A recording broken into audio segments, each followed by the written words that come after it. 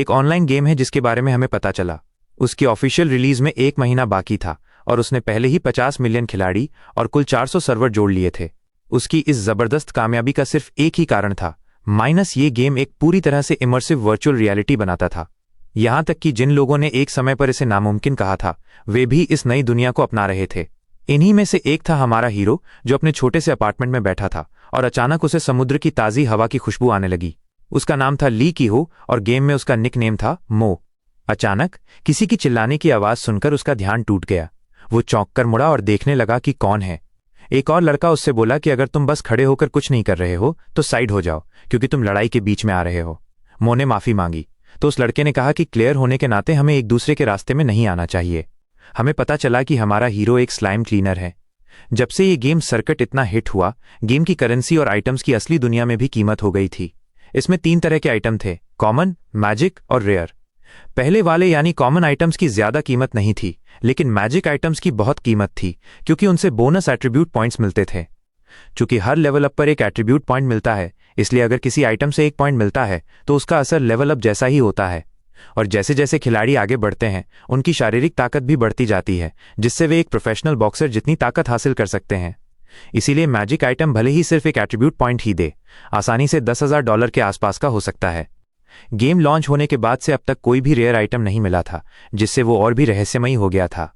Rare के ऊपर के रैंक की भी अफवाहें थीं, लेकिन फिलहाल मैजिक आइटम्स ही सबसे अच्छे थे जो उपलब्ध थे। ये आइटम स्लाइम मॉन्स्टर्स से मिल सकते थे, जिन्हें मारना बहुत आसान था। यही वजह थी कि बहुत से खिलाड़ी उन छोटे मॉन्स्टर्स का शिकार करते थे, इस उम्मीद में कि वे अमीर बन जाएंगे। खिलाड़ियों के इस ग्रुप को स्लाइम क्लीनर्स कहते थे और ली कीहो भी उन्हीं में से एक था। फिर भी मैजिक आइटम मिलने की दर, ड्रॉप रेट बहुत कम थी। यही वजह थी कि हमारा हीरो पिछले 2 महीने से स्लाइम का शिकार कर रहा था।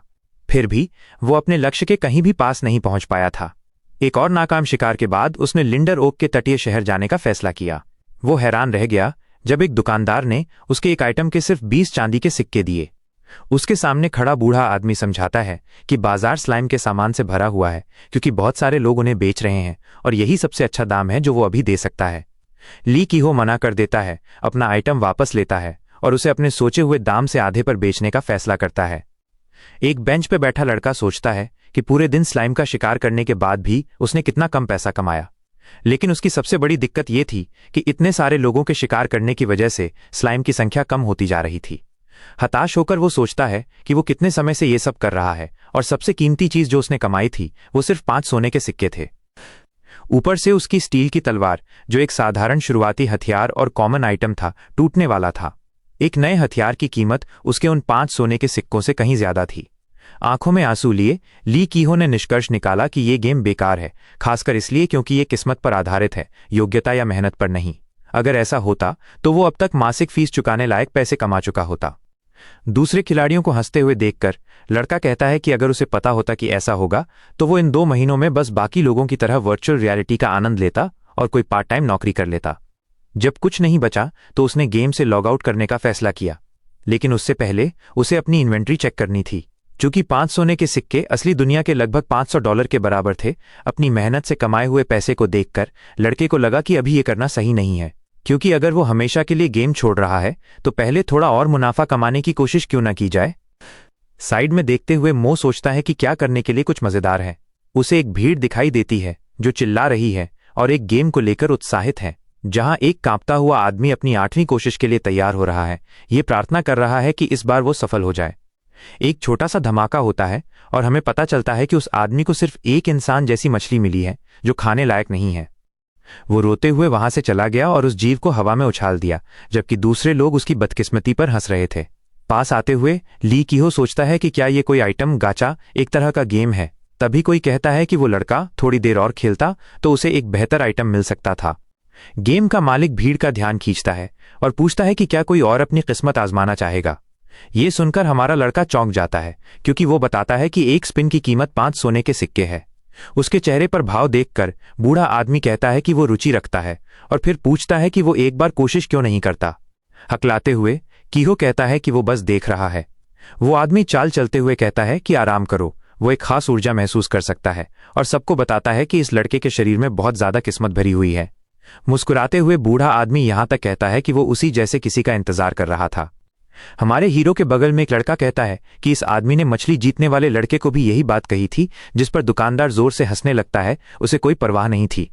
हमारा लड़का सोचता है कि अब कोई फर्क नहीं पड़ता और अपने इकलौते सोने के सिक्के एक खास आइटम पाने के मौके के लिए कुर्बान करने का फैसला करता है।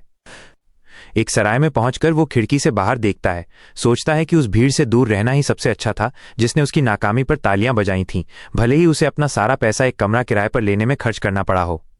एक तरफ देखते हुए ली कीहो कहता है कि जब से वो स्लाइम का शिकार कर रहा है उसकी कोई भी अच्छी याद नहीं है, इसलिए वो बस अपना खरीदा हुआ आइटम खोलेगा और यहां से निकल जाएगा। जैसे ही वो प्रक्रिया शुरू करता है, उस पत्थर से एक बैंगनी रोशनी चमकने लगती है, जिससे लड़का काफी हैरान और चकित हो जाता है। उसे गेम के बारे में अपनी हर जानकारी याद आती है और कैसे जादुई आइटम की कीमत एक पूरी दौलत के बराबर होती है। वो कहता है कि उसकी आंखों के सामने जो हो रहा है वो पहले उसने जो देखा था उससे बिल्कुल अलग है। पत्थर तेजी से चमकता रहता है और उसमें दरारें पड़ने लगती हैं, जिससे हमारे हीरो को अपनी आंखें बचानी पड़ती हैं ताकि वो देख सके। हम देखते हैं कि रोशनी उसके कमरे की खिड़की से भी दिखाई दे रही है, जिससे सड़क पर चल रहे एक आदमी का ध्यान जाता है।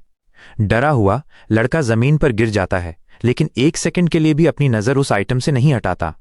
अचानक एक क्रिस्टल वाला हार उसके हाथ में उतरने लगता है, जो खुद को स्टार ऑफ पोलरम नाम का आइटम बताता है। ये एक रेयर तरह का हार है जो यूजर की एचपी रीजनरेशन, स्वास्थ्य फिर से भरने को बहुत बढ़ाता है। और भी कई प्रभावशाली स्टैट्स के साथ ली कीहो हैरान होकर सोचता है कि ये कैसे मुमकिन है। एक दिन बाद लड़के को सर्किट टीवी पर जीएम कोरिया के दूसरे सबसे बड़े स्ट्रीमर का प्रसारण याद आता है। उस प्रसारण में वो आदमी वर्तमान में चर्चित आइटमों के बारे में बात कर रहा था।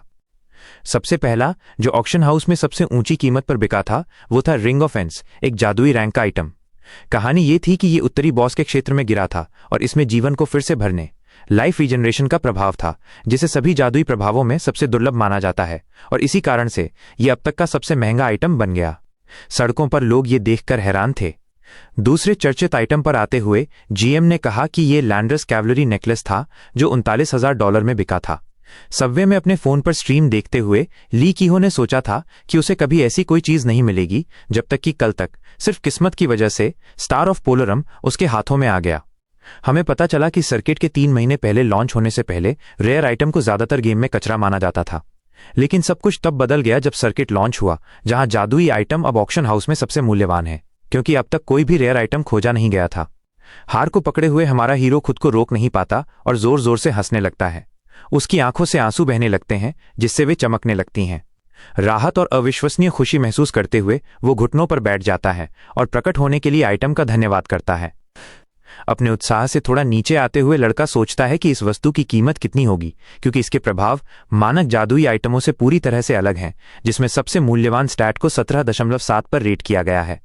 ली कीहो फिर निष्कर्ष निकालता है कि स्टार ऑफ पोलरम की कीमत कम से कम 1 मिलियन होगी, जिसका मतलब है कि मासिक बिल अब कोई समस्या नहीं होगी और वो न केवल एक बढ़िया घर खरीद पाएगा बल्कि 1 साल की कार भी खरीद पाएगा।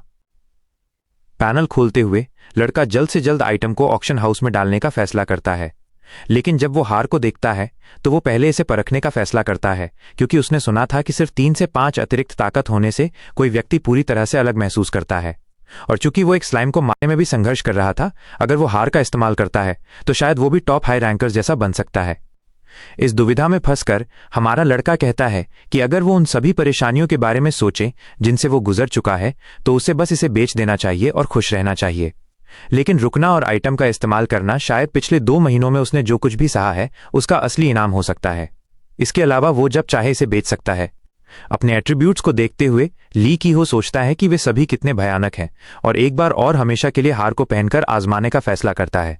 एक बहुत ही अजीब सी सनसनी उसके पूरे शरीर में दौड़ने लगी, जिससे वो दर्द में चिल्ला उठा और कुछ राहत पाने के लिए बिस्तर पर गिर गया। वो सोचता है कि क्या ये एक साथ 18 लेवल पाने जैसा है और कोई ऐसा क्यों बनाएगा जो ये सब करता है। अपने एक हाथ को देखते हुए हमारा हीरो ये निष्कर्ष निकालता है कि इस हार के साइड इफेक्ट भी अच्छे नहीं होंगे। अपनी इन्वेंट्री को फिर से खोलकर एक सिक्का उठाते हुए लड़के ने अपनी ताकत का परीक्षण करने का फैसला किया। सिर्फ 2 उंगलियों से वह उस सिक्के को कुचलने में कामयाब रहा। वह इस बात से हैरान था कि अब वो कितना शक्तिशाली हो गया था। बिस्तर से उठकर अब बिना किसी दर्द के हमारा लड़का अपने नए आइटम को आजमाने का फैसला करता है। हमें एस्प्रागन के महान शहर में लाया जाता है और हमें पता चलता है कि यही वो जगह है जहां ज्यादातर खिलाड़ी रहते हैं। हमारा हीरो भी अब यहीं है। सड़कों पर चलते हुए वो सोचता है कि जैसा कि एक बड़े शहर से उम्मीद की जाती है, यहाँ के निवासियों के उपकरण वाकई बहुत अच्छे हैं। वो सोचता है कि क्या यहाँ आकर उसने ज्यादा तो नहीं कर दिया, क्योंकि हार के अलावा उसके पास सिर्फ एक पुरानी तलवार है जिससे किसी टीम का शिकार करना एक मुश्किल काम है। इसी वजह से ली कीहो सोचता है कि क्या अकेले कोई क्वेस्ट करना बेहतर नहीं हो। अचानक कोई उसके पास आता है और पूछता है कि क्या वो एक तलवारबाज है। ठीक से देखे बिना लड़का हाँ कहता है, लेकिन अपने पीछे एक युवा तीरंदाज को देखकर वो हैरान हो जाता है। एक दोस्ताना मुस्कान के साथ लड़की पूछती है कि क्या वो किसी पार्टी की तलाश में है, जिससे मो को समझ नहीं आता कि वो क्या कहे। उसे और भी हैरान करते हुए तीरंदाज उसके दोनों हाथ पकड़ लेती है और मुस्कुराते हुए कहती है कि उसकी टीम में एक जगह खाली है जो वो अभी ले सकता है अगर वो तैयार है। थोड़ी दूरी पर हम एक आदमी और एक युवा लड़के को एक दीवार से टिके हुए देखते हैं। अधीर होकर बख्तरबंद आदमी पूछता है कि शेरोन कहाँ गई और उसे इतनी देर क्यों लग रही है। हल्की सी मुस्कुराहट के साथ लड़का कहता है कि उन्हें थोड़ा और इंतजार करना चाहिए। आखिर लड़कियों ने उन्हें पहले कभी निराश नहीं किया था। अपना हाथ बढ़ाते हुए वो लड़की आती है और उन दोनों का ध्यान खींचती है। कहती है कि उसने कहा था कि वो किसी को ढूंढ लेगी। उसके बगल में हम ली कीहो को देखते हैं। उस आदमी की आंखें चौड़ी हो जाती हैं जब वो लड़के को शुरुआती गियर और एक तलवार पहने हुए देखता है जो टूटने वाली लगती है। फिर वो धीरे से लड़की अपनी भतीजी से पूछता है कि क्या उसे सच में नहीं लगता कि वो टीम में किसी बेकार लड़के को ले आई है। शिरोन अपने चाचा से कहती है कि वो आराम करें, क्योंकि भले ही ये लड़का कमजोर दिखता हो, वो निश्चित है कि वो उन सभी से ज्यादा मजबूत है। उसे ये उसकी ईगल आई स्किल की वजह से पता है, जो उसे दूसरे लोगों के एट्रीब्यूट्स का अनुमान लगाने की अनुमति देती है। एक और व्यक्ति आता है और पूछता है कि क्या सब तैयार हैं, और बख्तरबंद आदमी हाँ कहता है। ली कीहो ये देखकर दंग रह जाता है कि वो व्यक्ति कोई और नहीं बल्कि सिल्वर के गिल्ड मास्टर और एक हाई लेवल मेज होने के लिए मशहूर सोरा मिम है, जो 5 जादुई आइटम से लैस है। मुस्कुराते हुए सफेद बालों वाला आदमी कहता है कि अगर ऐसा है तो वे शुरू कर सकते हैं, ये बताते हुए कि वो भी इस रेड में शामिल होगा। चिल्लाकर वो पास के लोगों का ध्यान खींचता है और उनकी सिल्वर गिल्ड द्वारा आयोजित ट्रोल सब्जुगेशन रेड में आने के लिए उनका धन्यवाद करता है। ये सुनकर हमारा हीरो और भी हैरान हो जाता है। हमें पता चलता है कि सबसे कम लेवल के मॉन्स्टर्स में से एक होने के बावजूद ट्रोल्स में बेहद ज्यादा रीजनरेशन होती है, और तो और उनकी राक्षसी ताकत का तो कहना ही क्या, जो एक हाथ से एक चट्टान को कुचल सकते हैं, जिससे वे ऐसे विरोधी बन जाते हैं जिन्हें बिल्कुल भी कम नहीं आंका जाना चाहिए। सोच में डूबे ली कीहो सोचता है कि क्या वो जीत पाएगा। कहीं से भी पार्टी का दूसरा लड़का कहता है कि ट्रोल्स बहुत आक्रामक भी होते हैं और वे तब तक नहीं रुकते जब तक कि वे अपने विरोधी को खत्म नहीं कर देते। अरे वाह, तो सुनो, वो बख्तरबंद बंदा कहता है कि फिर भी ये जो जीव है ना, ये आग और श्राप के आगे बहुत कमजोर हैं और इतने धीरे चलते हैं कि अगर तुम्हें इनका शिकार करने की आदत हो तो ये तो बस आसानी से हाथ आ जाते हैं। और सबसे बड़ी बात, इनसे पैसा भी तो बहुत आता है। हमारा लड़का पूछता है क्या मतलब पैसा? तब शेरोन समझाता है, जो सामान ट्रोल से गिरता है ना, वो बहुत अच्छे दामों में बिकता है, जैसे ट्रोल स्ट्रॉबेरी जूस जिससे ताकतवर दवाइयां बनती हैं, और उनकी खाल और हड्डियां जिनसे बढ़िया हथियार और कवच बनते हैं। यही वजह है कि ट्रोल्स को हराने के मिशन पर सिर्फ बड़े बड़े ग्रुप ही जाते हैं, और हम जैसे खिलाड़ियों को इसमें शामिल होने का मौका मिल रहा है तो हमें तो शुक्रगुजार होना चाहिए। और तो और जो अफवाहें थीं कि सिल्वर गिल्ड नए खिलाड़ियों को ढूंढ रहा है, वो भी सच निकली, जिससे सब और भी ज्यादा खुश हो गए। फिर गाय निम कहता है कि वो तो बस कुछ ट्रोल स्ट्रॉबेरी जूस के टुकड़े भी पाकर खुश हो जाएगा, क्योंकि उस पैसे से वो अपनी कॉलेज की फीस भर सकता है। ये सुनकर को हैरान रह जाता है। जब उसे अपने जैसा ही कोई मिलता है तो वो मुस्कुराता है और उस लड़के से कहता है कि वो भी अपनी फीस भरने के बहुत करीब है। उन दोनों को देखकर वो तीर चलाने वाली लड़की कहती है कि काश वो भी अपने स्टूडेंट वाले दिनों में वापस जा पाती। उनकी बात के बीच में ही कोई चिल्लाता है और सबको ध्यान देने को कहता है। एक गंजा आदमी जो एक साधु जैसा लगता है ऐलान करता है कि अब से वो पूरी योजना समझाएगा। तभी बोरम निम आगे आता है, सबसे आगे होकर, और तुरंत नक्शा खोलकर बताता है कि अब वो ट्रोल को हराने के मिशन के बारे में समझाना शुरू करेगा। वहां मौजूद सभी लोगों को भी अपना अपना नक्शा खोलने के लिए कहा जाता है। वो आदमी फिर कहता है कि पिछले कुछ दिनों में उसके ग्रुप के लोगों ने बहुत बड़ा खतरा उठाकर ट्रोल्स को फंसाने के लिए जाल बिछाए हैं। तो योजना ये है कि पहले इन जीवों को हर जाल में फंसाया जाए, और जैसे ही कोई एक बीच में फंस जाए सब मिलकर उस पर हमला करें जबकि वो कमजोर हो। अपनी बात का एक हिस्सा खत्म करते हुए सिल्वरम कहता है कि चूंकि ट्रोल्स इंसान से धीरे होते हैं, इसलिए इस मिशन के सफल होने की संभावना ज्यादा है। हमारे लड़के के बगल में एक बंदा कहता है कि किसी मशहूर गिल्ड से निर्देश पाना वाकई अलग बात है, लेकिन कियो बस यही सोचता रहता है कि इस योजना से वो अपनी बढ़ी हुई ताकतों का अनुभव नहीं कर पाएगा। एक लड़का फिर पूछता है कि क्या ये मिशन कुछ ज्यादा ही अनुचित नहीं है, लेकिन वो बख्तरबंद आदमी कहता है कि वो इसमें ज्यादा कुछ नहीं कर सकते। वो लड़का फिर हमारे हीरो को बताता है कि ट्रोल्स को जाल में फंसाने की जिम्मेदारी सिल्वर गिल्ड के किसी सदस्य की नहीं होगी। उनकी बात में शामिल होकर उस तीर चलाने वाली लड़की का चाचा कहता है कि ऐसा इसलिए है क्योंकि वो बड़े इनाम के लिए हमले की टुकड़ी में रहेंगे। शेरॉन फिर कहता है कि फिर भी हमें इस मिशन में शामिल होने का मौका मिला है तो हमें शुक्रगुजार होना चाहिए। क्या पता कोई जादुई चीज ही हाथ लग जाए। हमारा लड़का समझ जाता है कि एक ग्रुप का हिस्सा होने का मतलब ये नहीं कि वो हमेशा उनके साथ लड़ेगा। आखिरकार अपनी बात खत्म करते हुए सिल्वर्म कहता है कि इनाम योगदान के हिसाब से बांटे जाएंगे। कुछ देर बाद 0.3 के पास लड़कों के एक तिगड़ी में से एक पूछता है कि क्या उन्हें बस एक ट्रॉल ढूंढना है, और पुष्टि करते हुए वो टोपी वाला लड़का कहता है हाँ, और जैसे ही वो उन्हें मिले उन्हें उसे जाल की तरफ खींचना है। मुस्कुराते हुए लाल बालों वाला लड़का कहता है कि ये पागलपन है कि गिल्ड के सदस्य अकेले ही हमला करते हैं। फिर पूछता है कि क्या वो भी सिल्वर में शामिल होने के बाद ऐसा कर पाएंगे। जब वो अपने दोस्त को अपनी बांह से धक्का देते हुए देखता है तो वो उसे ध्यान से चलने को कहता है, लेकिन जो वो देखता है उससे वो दंग रह जाता है। हमें पता चलता है कि जब दोनों बातें कर रहे थे तब उनके ग्रुप के तीसरे सदस्य को एक ट्रॉल ने खत्म कर दिया था, जो अब चमकदार नारंगी आंखों से उनकी तरफ घूर रहा है, अपने विशाल झुंड के साथ, खुले मुंह के साथ। लड़के सोचते हैं कि कितने दानव हैं। जैसे ही वो जीव बिना रुके दहाड़ना शुरू करते हैं, उन दोनों के पास भागने के अलावा और कोई चारा नहीं होता, ये समझते हुए कि ये मिशन उतना आसान नहीं होगा जितना उन्होंने सोचा था। वो टोपी वाला लड़का अपने दोस्त से चुप रहने और बस भागते रहने को कहता है। घबराए हुए दोनों भागते हैं, ये भी नहीं जानते कि कहाँ जाना है। ट्रोल्स उनके ठीक पीछे हैं। चीखते हुए लाल बालों वाला लड़का पूछता है कि जाल कहाँ है, और उसका दोस्त कहता है कि ये पेड़ों के बीच में ठीक आगे है। फिर दोनों कई सिल्वर गिल्ड के सदस्यों को चुपचाप खड़े देखते हैं, और जैसे ही वो काफी करीब आते हैं वो जश्न मनाते हैं कि वो जिंदा बच गए। जल्दबाजी में लाल बालों वाला लड़का अपनी तलवार पकड़ता है, उन ट्रोल्स पर हमला करने के लिए तैयार हो जाता है जो उनका पीछा कर रहे थे। लेकिन उसकी किस्मत खराब होती है। वो एक काली कीचड़ में कदम रखता है। अचानक रुककर वो सोचता है कि ये चीज क्या है, और वो एक चिपचिपे तेल के जाल में क्यों फंस गया जो आग लगने पर एक बड़ा विस्फोट करता है। आगे देखते हुए वो देखता है कि उसका दोस्त भी मारा गया था। वो तुरंत समझ जाता है कि अगला नंबर उसी का है। बिना किसी रास्ते के वो मदद के लिए चिल्लाना शुरू कर देता है, ये उम्मीद करते हुए कि गिल्ड का कोई आदमी हिलेगा। लेकिन वो सब उसकी हालत देखकर बस हंसते हैं। हैरान होकर वो पूछता है कि क्या ये वही है जो वो सोच रहा है। कार्रवाई करते हुए सिल्वर्म अपनी जादुई छड़ी को सक्रिय करता है, जिससे पूरे इलाके में एक चकाचौंध करने वाली रोशनी फैल जाती है। अपनी तरफ आते हुए हमले को देखकर लाल बालों वाला लड़का अपनी आखिरी सांस लेता है। एक बड़ा विस्फोट होता है जिससे धूल का एक बादल उठता है। अभी भी शैतानी तरीके से मुस्कुराते हुए गिल्ड का नेता कहता है कि उसने शुरू से ही कहा था कि ये एक तेज और सुरक्षित शिकार होगा। उन्हें बस ये पता लगाना है कि अगला कौन है। वहां से दूर लियो और उसकी टीम ब्लैक माउंटेन के एरिया बॉस के सामने है, जो खोपड़ियों का हार पहने हैं और जिसकी आंखें भयानक लाल हैं, जिससे हमारा लड़का सोच में पड़ जाता है कि वो किस मुश्किल में फंस गया है।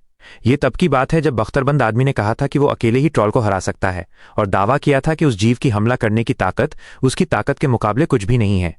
मजाक में उसकी भतीजी कहती है कि अगर ऐसा है तो अगर कुछ गड़बड़ हुई तो वो उसे संभाल लेगा, जबकि बाकी सब भाग जाएंगे। चिढ़कर लड़की का चाचा पूछता है कि वो ऐसा क्यों मान रही हैं कि वो जीत कर नहीं आएगा। तभी हमारे हीरो को एक दरार की आवाज सुनाई देती है। ऐसा लगता है कि ये किसी पहाड़ की चोटी से आ रही है।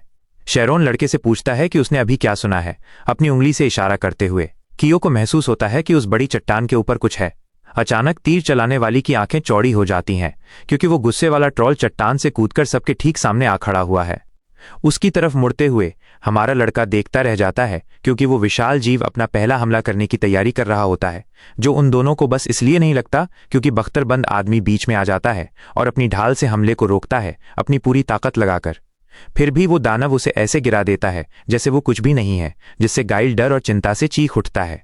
अभी भी सदमे में हमारा हीरो पूछता है कि क्या ये वाकई एक ट्रॉल है, उस जीव से अपनी नजरें हटाए बिना जो उससे बस कुछ ही इंच दूर है और वहीं जम गया है।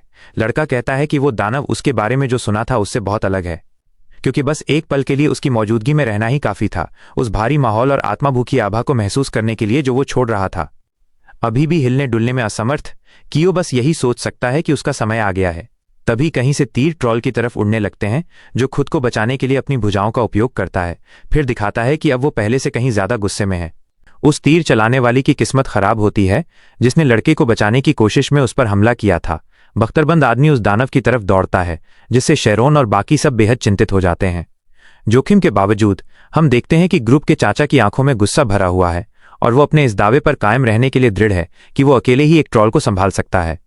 बिना किसी हिचकिचाहट के वो अपनी ढाल की शक्ति को सक्रिय करता है, फिर टकराव वाले कौशल का उपयोग करता है, जिसका उद्देश्य लक्ष्य पर हमला करना और उसे दूर धकेलना है। हमला काम करता है और ट्रॉल ऐसे उड़ना शुरू कर देता है जैसे उसका कोई वजन ही ना हो। लेकिन वो एक पेड़ को पकड़ लेता है ताकि अपने पैर जमा सके और ज्यादा दूर जाने से रुक सके, जिससे ये पता चलता है कि वो मजबूत होने के साथ साथ बुद्धिमान भी है। फिर भी ढाल चलाने वाला आदमी कम से कम कुछ दूरी बनाकर राहत महसूस करता है। घबराते हुए तीर चलाने वाली चिल्लाती है और पूछती है कि क्या वो ठीक है। आदमी कहता है कि वो ठीक है, लेकिन भले ही उसने अपनी पूरी ताकत से दानव पर हमला किया हो पर उसे कोई नुकसान नहीं हुआ। उसकी भतीजी फिर कहती है कि उसके तीरों के साथ भी यही हुआ और पूछती है कि अब उन्हें क्या करना चाहिए। कियो सोचता है कि क्या ट्रॉल को जाल में फंसाना एक अच्छा विचार होगा, उसकी सुस्ती का फायदा उठाते हुए। लेकिन गाइल कहता है कि शायद ये काम ना करे क्योंकि वो कोई साधारण ट्रॉल नहीं है। ये इस खोज का छिपा हुआ बॉस है, क्योंकि अकेले होने के अलावा उसका शरीर बाकी लोगों से अलग है। कंपकंपी महसूस करते हुए हमारा लड़का पूछता है कि क्या वो वाकई इसे संभाल सकते हैं और जिंदा बाहर आ सकते हैं। एक दवा की बोतल पकड़ते हुए हरे कोट वाला लड़का कहता है कि भले ही वो दानव के फिर से ठीक होने में देरी कर सकता है, पर उसकी ताकत और बचाव बहुत ज्यादा है। लाल तरल पीते हुए बख्तरबंद आदमी कहता है कि उनके पास बस एक ही विकल्प है, जो है सिल्वर गिल्ड के आने तक उसे रोके रखना। गुस्से में ट्रॉल फिर से अपनी लाठी घुमाता है। पीछे से हमला करते हुए शिरोन उसके एक महत्वपूर्ण बिंदु पर हमला करने की कोशिश करती है, लेकिन उसके तीर बस उसकी सख्त खाल से टकराकर वापस आ जाते हैं, जिससे लड़की बहुत ज्यादा गुस्सा हो जाती है। उसका चाचा फिर उसे पीछे हटने को कहता है, जबकि मूस पीछे से उनका बचाव करता रहे। खोया हुआ हमारा लड़का बस आदेश पर सिर हिलाता है, लेकिन सोचता है कि वो यहाँ क्या कर रहा है, क्योंकि वो उस ग्रुप में फिट नहीं बैठता जो लंबे समय से एक साथ खेल रहे हैं और पूरी तरह से तालमेल में है, और उन्हें खेलने में मजा भी आता है, जबकि वो बस एक बेवकूफ है जो बिना सोचे समझे बेकार के काम दोहरा रहा है। 2 महीने से जैकपॉट जीतने का सपना देख रहा है, फिर भी उसकी असली इच्छा उन लोगों के साथ एक सच्चा रोमांच करने की थी। अचानक उसे अपने विचारों से बाहर निकालते हुए कोई उसका नाम चिल्लाता है, उसे चेतावनी देने के लिए कि ट्रॉल पूरी ताकत से उस पर हमला करने वाला है। प्रतिक्रिया करने के लिए बहुत कम समय के साथ हीरो सोचता है कि सब कुछ खत्म हो गया है, लेकिन उसकी जान बचाते हुए बख्तरबंद आदमी उसके सामने कूद जाता है, फिर से अपनी ढाल से दानव के पेट पर हमला करता है, जिससे वो लगभग अपना संतुलन खो देता है और गिर जाता है। एक बूढ़ा आदमी चिल्लाते हुए किडो से कहता है कि वो ज्यादा ध्यान दे। ये सुनकर लड़का सोचता है कि क्या वो इस पल से बदल सकता है। वो अपने दांत पीसता है और सोचता है कि अब बहुत देर हो चुकी है, और अपने तलवार से ट्रॉल पर पीछे से हमला करते हुए वो फैसला करता है कि उसे अभी बदलना होगा।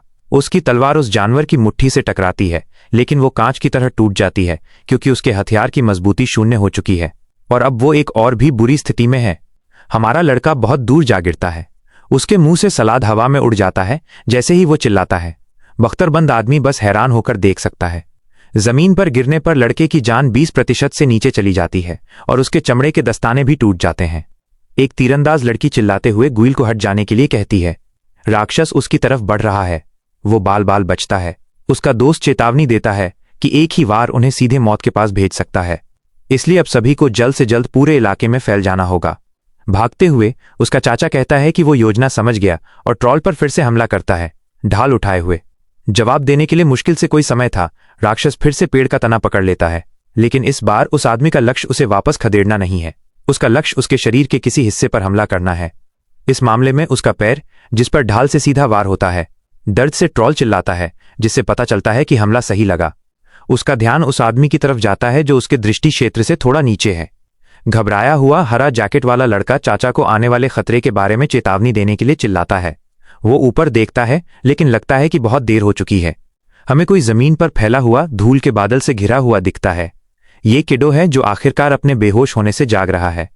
अपना सिर पकड़े हुए वो सोचता है कि वो अभी भी जिंदा कैसे है। तभी उसे पता चलता है कि और उसके सभी घाव ठीक हो गए हैं। ये सब हार की वजह से हुआ। हैरान होकर वो नौजवान समझता है कि ये वही पुनरुत्थान प्रभाव होगा जिसका हर कोई सपना देखता है। अचानक गुइल की चीख उसका ध्यान खींचती है। हम देखते हैं कि बख्तरबंद आदमी पर एक पेड़ से हमला किया जा रहा है, जिसे जानवर ने जमीन से उखाड़ दिया था। यहां तक कि नायक भी पूरी तरह से घबरा जाता है।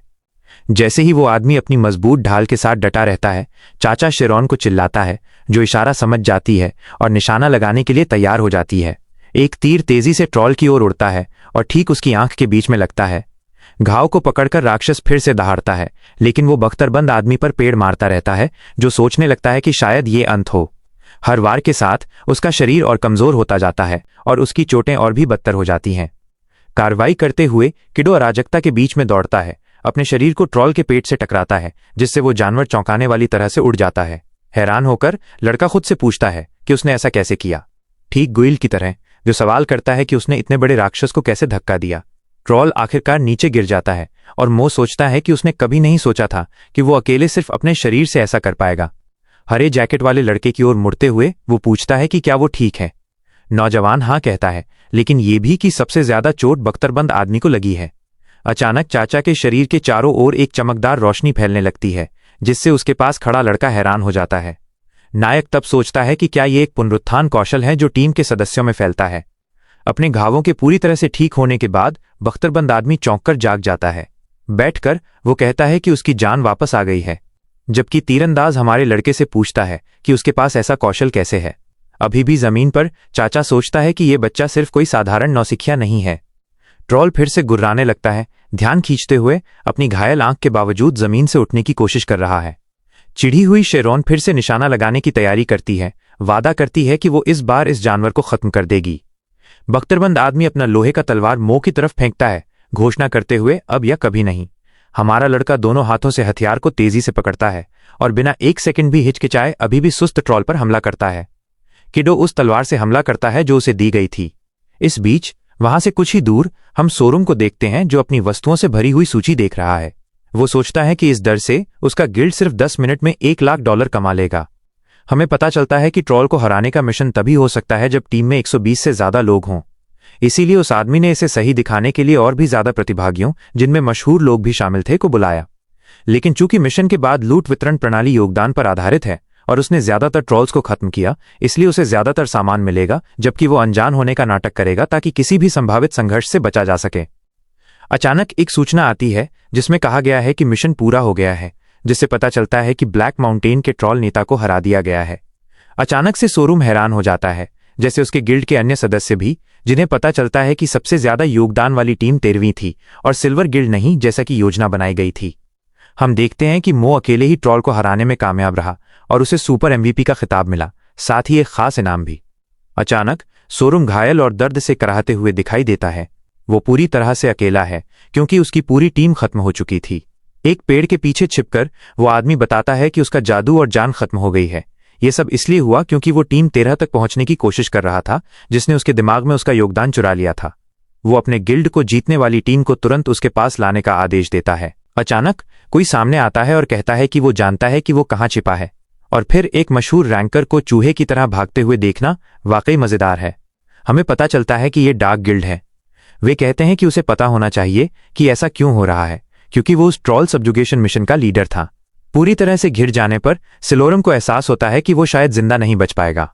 उसके बाद हमें बस उसकी चीख और चारों तरफ स्ट्रॉबेरी जूस के छींटे उड़ते हुए दिखते हैं। अगले दिन एस्पार्गन के इलाके में एक खुशमिजाज विक्रेता कियो का स्वागत करता है और पूछता है कि क्या वो कुछ खास ढूंढ रहा है। सिर हिलाते हुए लड़का लाल रत्न वाली एक अंगूठी देता है और कहता है कि वो नीलामी घर ऑक्शन हाउस ढूंढ रहा है। हम कुछ घंटे पहले के समय में जाते हैं, जहां लड़के की टीम एक चमकते हुए गोले को देखकर हैरान है। शारोन कहती है कि ये एक बड़ा कोर है और उसके चाचा कहते हैं कि ये इसलिए होगा क्योंकि ये एक बॉस से आया है। एक मॉन्स्टर के मरने के बाद जो चीज गिरती है वो एक खजाने की तरह होती है, क्योंकि उसमें जीव की ताकत के आधार पर बेशकीमती सामान हो सकता है। अपना फायदा देखते हुए हमारा हीरो मन ही मन सोचता है कि उसने कभी नहीं सोचा था कि इतना बड़ा कोर मिल सकता है।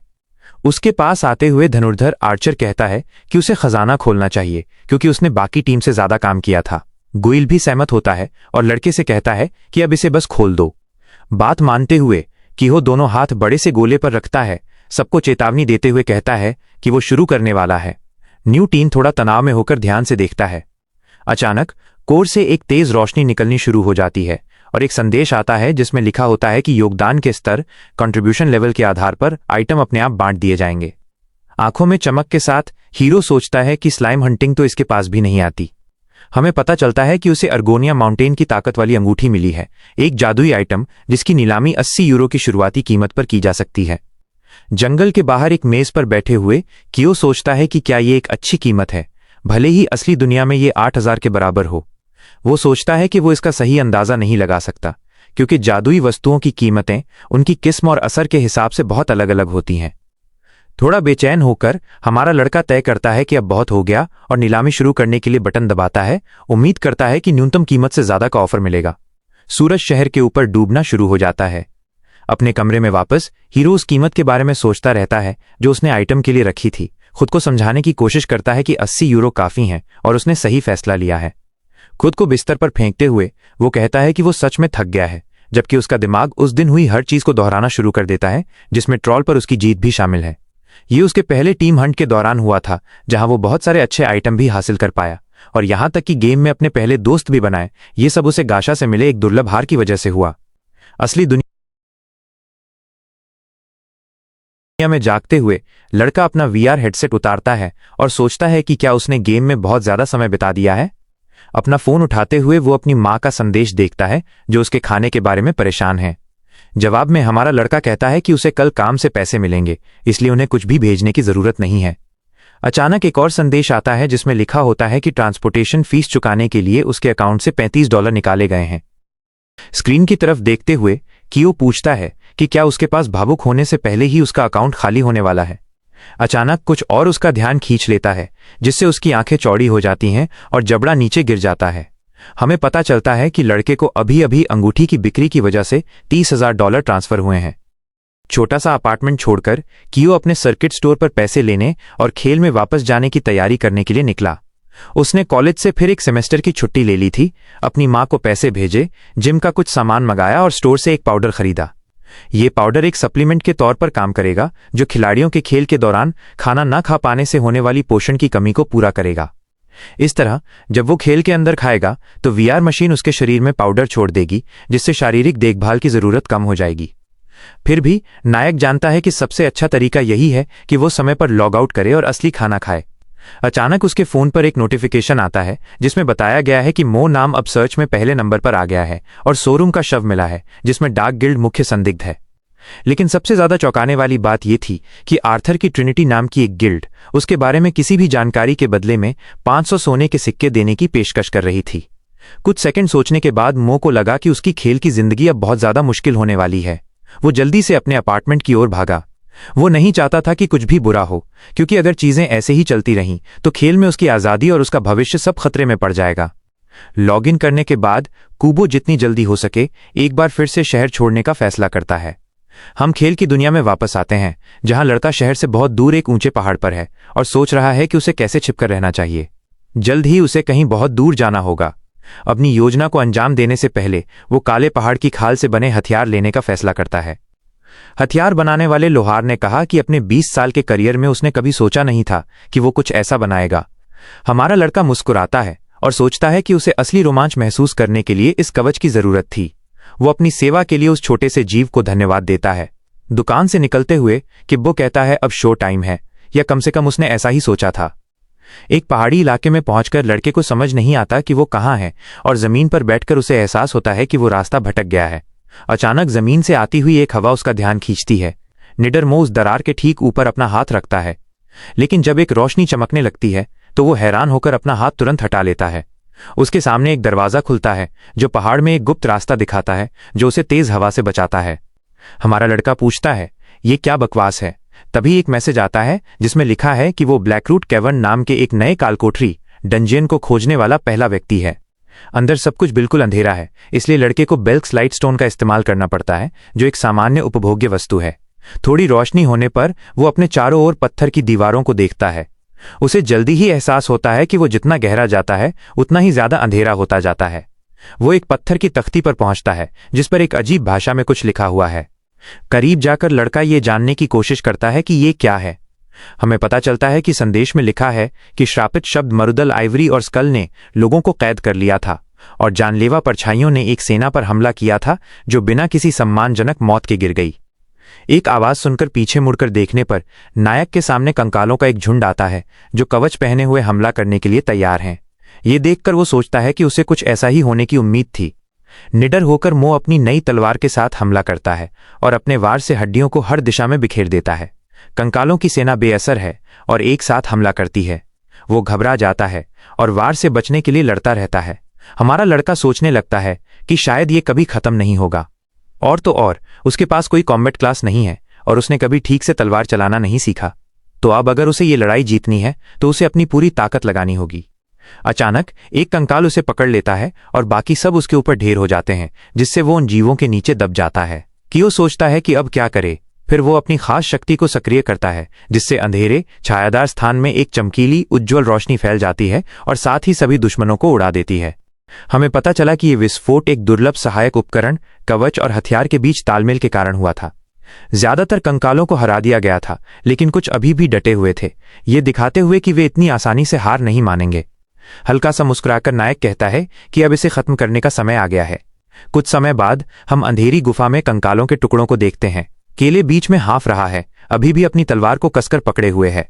वो अपने चेहरे से पसीना पोंछता है और सोचता है कि क्या ये आखिरकार खत्म हो गया है। अचानक संदेश आने लगते हैं, जिसमें उसे बताया जाता है कि वो 2 बार लेवल अप हो गया है। हैरान होकर लड़का पूछता है कि ये कैसे संभव है, क्योंकि उसने तो केवल कमजोर राक्षसों को ही हराया है। फिर वो अपनी महान जीत का जश्न मनाता है। तभी एक छेद से एक गुर्राहट गूंजती है, जिससे वो तुरंत चौकन्ना हो जाता है। उस रास्ते को देखते हुए वो सोचता है कि उसने निश्चित रूप से वहीं से कुछ आने की आवाज सुनी है। वो पास जाकर अपनी आंखों से देखने का फैसला करता है। आवाज गूंजती रहती है और लड़का सोचता है कि क्या वहां कंकालों के अलावा और भी कुछ है। एक संकरी जगह से गुजरते हुए उसे एहसास होता है कि वो शायद उस आवाज की जड़ तक पहुंच गया है।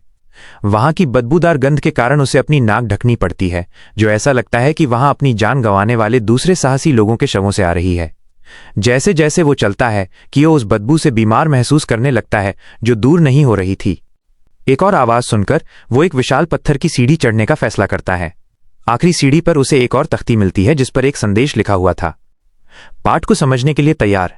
लड़का थोड़ा और करीब जाता है, जिससे पता चलता है कि किसी ने शाही सेना के प्रति अपनी नफरत के बारे में लिखा था, क्योंकि उन्होंने अपनी आपूर्ति का उपयोग करने के बहाने एक गांव को जला दिया था और बेरहमी से उनके परिवार का सफाया कर दिया था, वो भी एक दानव के चेहरे के साथ।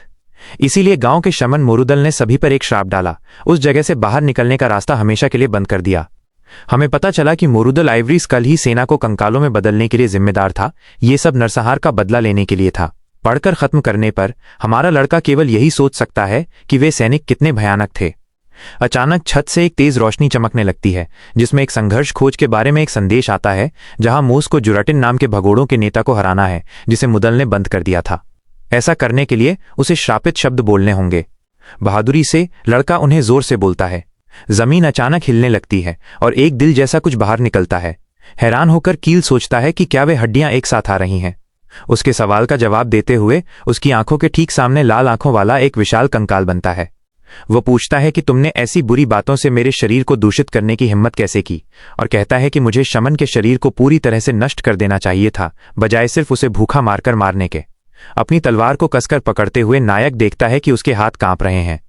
उसके सामने खड़ा जेर्टिन पूछता है कि क्या वही है जिसने श्रापित शब्दों का उपयोग करके उसे मुक्त किया है। हकलाते हुए और बहुत ज्यादा डरा हुआ कूबो कहता है कि हाँ, वही था, और वो यहाँ एक निर्दोष गांव को लूटने के लिए न्याय देने आया है। यह सुनकर वो विशाल कंकाल इतना ज्यादा गुस्से में आ जाता है कि वो पूरी ताकत से लड़के पर हमला करता है, उसे दीवारों में से एक से टकराता है, फिर पूछता है कि वो खुद को क्या समझता है जो उसका न्याय कर रहा है। हम केओ को अपनी पीठ पर लगे प्रभाव की वजह से दीवार में एक गड्ढा बनाने के बाद जमीन पर गिरते हुए देखते हैं। जब जुरान घोषणा करता है कि वो उस जगह से जिंदा नहीं जाएगा, तो हमें पता चलता है कि नाम वाले राक्षस बहुत अनोखे होते हैं, क्योंकि वे सामान्य जीवों की तुलना में बेतुके रूप से ज्यादा ताकतवर होते हैं। अपनी 20% सेहत खोने के बाद उठने की कोशिश करते हुए मोस मानता है कि उसने उम्मीद नहीं की थी कि ये जीव उतने ही ताकतवर होंगे जितना कि अफवाहों में कहा गया था, ये निष्कर्ष निकालते हुए कि लड़ाई बिल्कुल भी आसान नहीं होगी। विशाल कंकाल उसे ठंडे बस्ते में डाल देता है, जबकि वो सोचता है कि केवल अच्छी बात यह है कि जब तक उसे कोई घातक चोट नहीं लगती तब तक वो हमेशा ठीक हो जाएगा। फिर से हमला करते हुए वो जीव पूछता है कि लड़के ने इतनी जल्दी ठीक होने के लिए किस तरह के दुष्ट जादू का इस्तेमाल किया।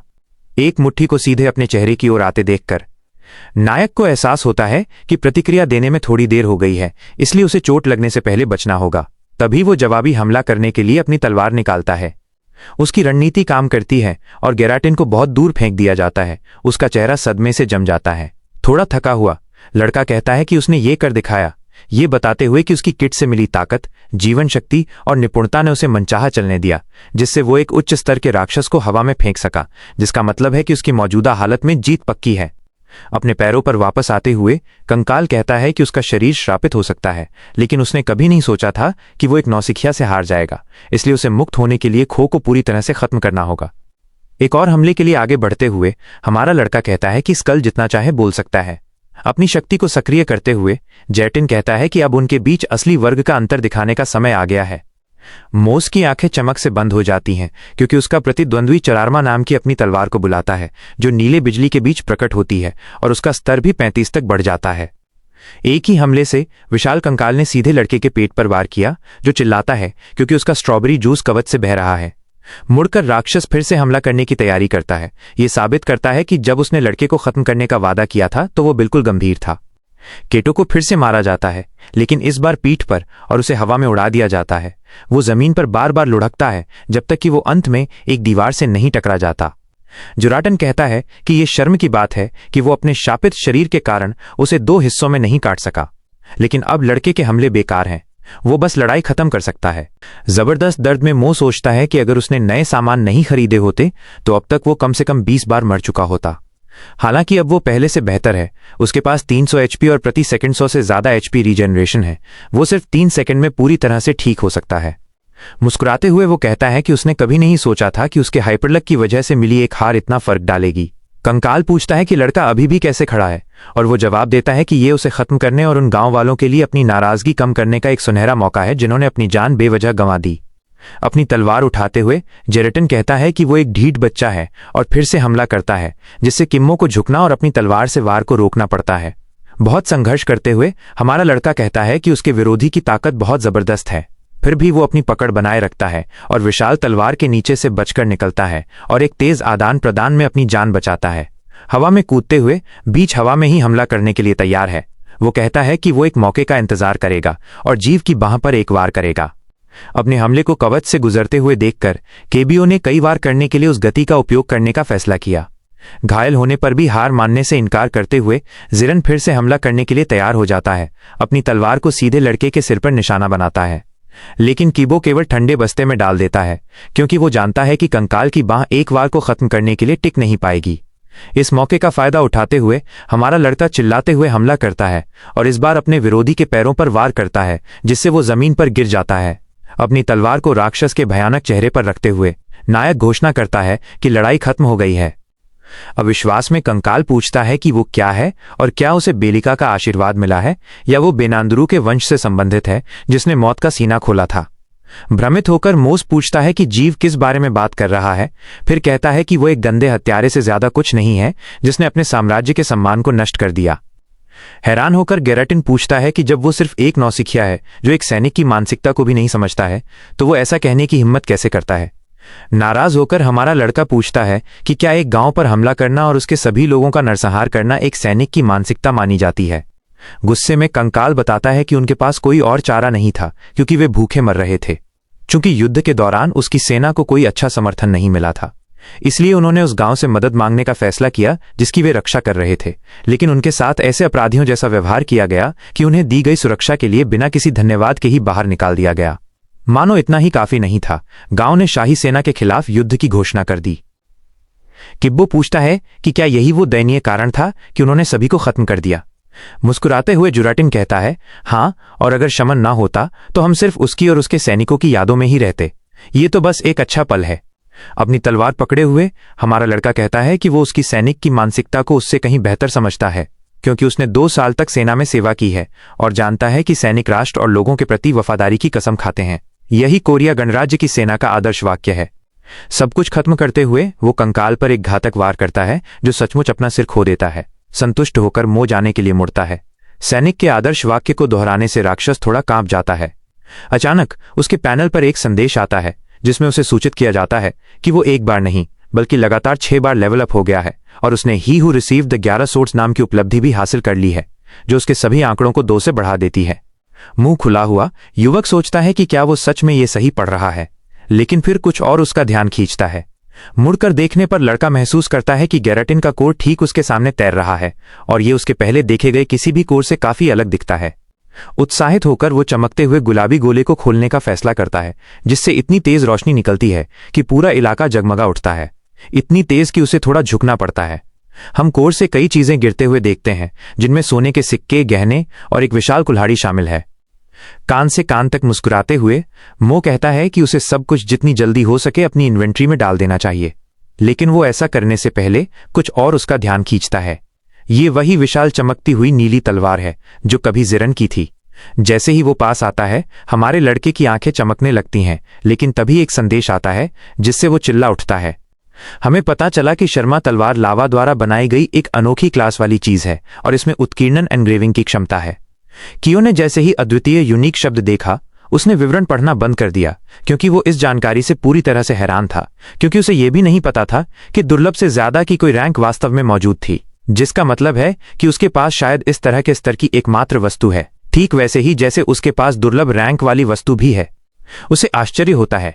तलवार उसकी आंखों के ठीक सामने धुआं छोड़ना शुरू कर देती है, जिससे पता चलता है कि वो वास्तव में उसके अपने शरीर द्वारा अवशोषित हो गई थी, जिसके पास अब उत्कीर्णन एनग्रेव करने की क्षमता है, जिससे तलवार को जब चाहे तब प्रकट होने की अनुमति मिलती है। खुश होकर वो सोचता है कि ये उसकी पहली कौशल है, इसे परखने का समय आ गया है। जब वो शर्मा नाम कहता है तो उसके पैरों के नीचे नीले प्रकाश से चमकता हुआ एक पंचकोण पेंटाग्राम दिखाई देता है और तलवार ठीक बीच में से उभरती है। नए हथियार को पकड़े हुए कियो पूरी तरह से मंत्रमुग्ध दिखाई देता है, ये बताते हुए कि भले ही तलवार को पकड़ना थोड़ा मुश्किल है, लेकिन उसमें सहारा देने के लिए एकदम सही वजन है, ना कि सबसे बड़ी इच्छा इसे एक असली लड़ाई में इस्तेमाल करना है। अचानक उसका पैर किसी चीज पर पड़ता है। घुटनों के बल बैठकर लड़का एक अज्ञात वस्तु उठाता है। भ्रष्ट तलवारबाज सील की अंगूठी जीरेटन, ये भी अद्वितीय यूनिक रैंक की है। हमें कियो के साथ पता चलता है कि यदि विशिष्ट शर्तें पूरी होती हैं तो एक गुप्त खोज शुरू हो जाएगी।